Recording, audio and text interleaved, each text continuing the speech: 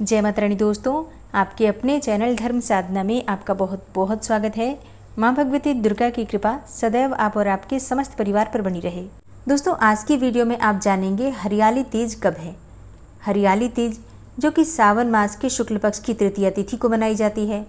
ये त्यौहार समर्पित होता है भगवान शिव और माता पार्वती को।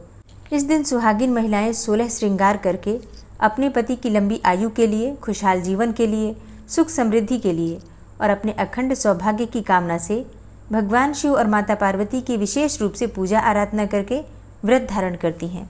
हरियाली तीज केवल सुहागिन महिलाएं ही नहीं बल्कि कुंवारी कन्याएं भी करती हैं।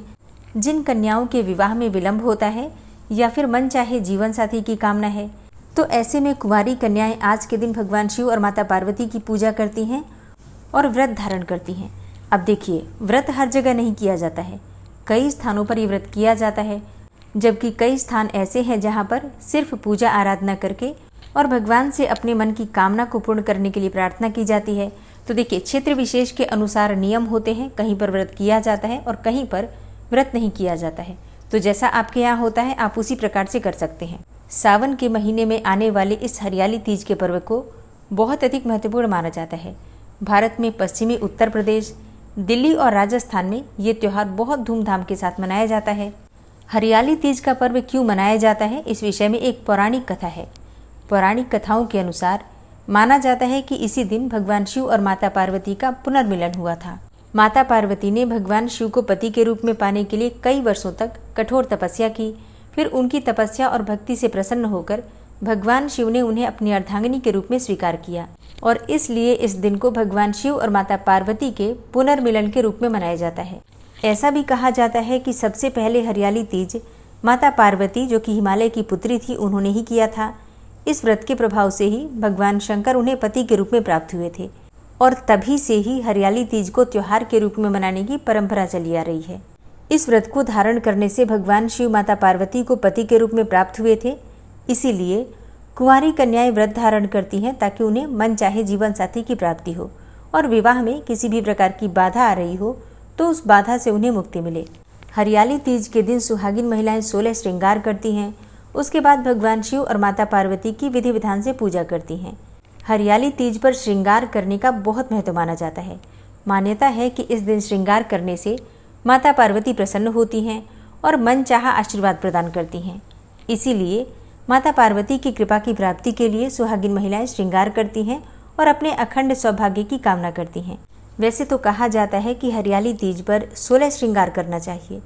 मान लीजिए कि आप 16 श्रृंगार नहीं भी कर पाते हैं, तब भी आज के दिन नए कपड़े पहनना या फिर साफ स्वच्छ वस्त्र धारण करना, सुंदर वस्त्र धारण करना श्रेष्ठ माना जाता है। इसके अलावा इस दिन मेहंदी रचाना बहुत अधिक शुभ माना गया है और जैसा कि इस त्यौहार का नाम ही है हरियाली तीज, तो हरी चूड़ियाँ, हरे रंग के वस्त्र धारण करना श्रेष्ठ माना जाता है, शुभ माना जाता है। और हरियाली तीज का व्रत धारण करके शाम के समय मिट्टी से बने हुए शिव पार्वती की पूजा की जाती है। माता पार्वती को 16 श्रृंगार की सामग्री अर्पित की जाती है।